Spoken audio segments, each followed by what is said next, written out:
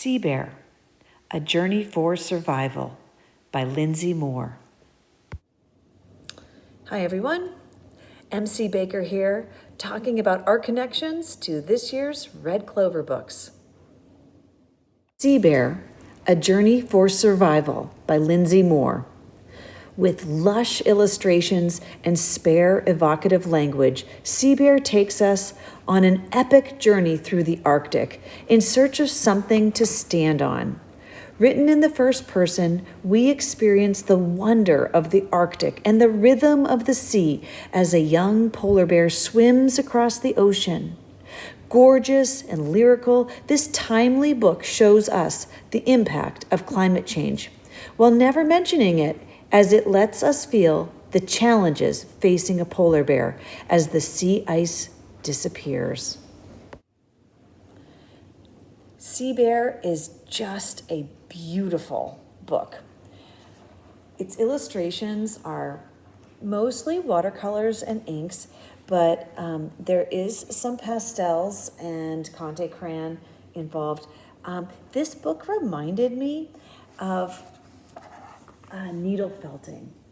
And it's something that we don't always get to use in the art room because it's kind of unique. But it's very doable and pretty inexpensive because what you need is a piece of felt. Like an 8.5 by 11 that you can get at Michael's works great.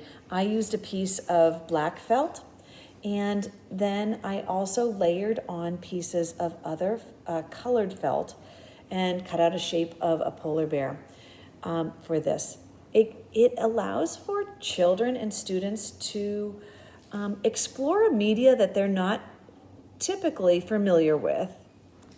So you will need some felt, and I get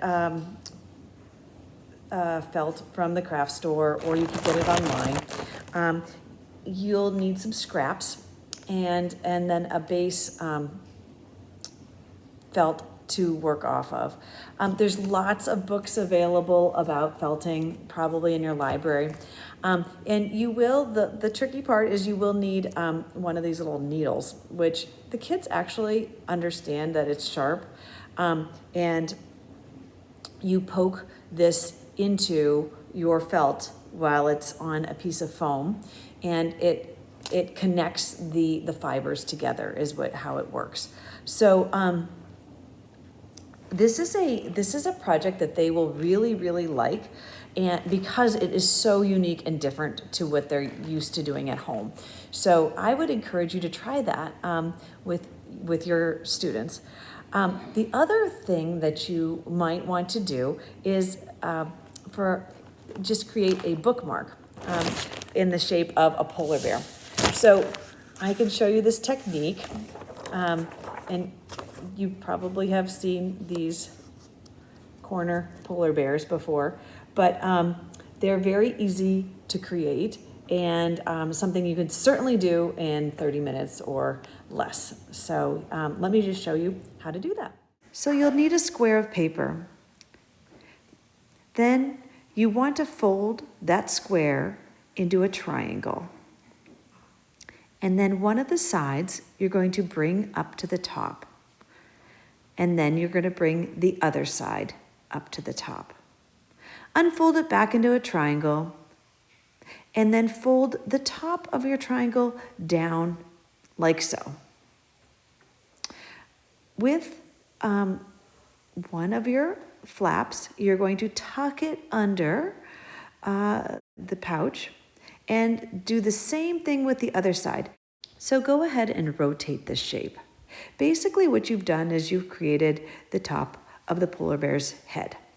Now the polar bear needs a rounded head, so cut off a little bit of the top and make 2 cute round ears and glue them onto the sides of his head, adding a nose and drawing in eyes and maybe some paws, and it should fit snugly onto a page. As you can imagine, you could make a number of animals. So once you know the basic steps, you could do anything that is in your imagination. Have fun with this. Thanks for listening and integrating art into picture books.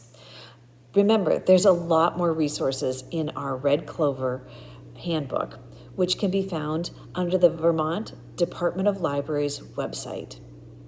Be well and make more art.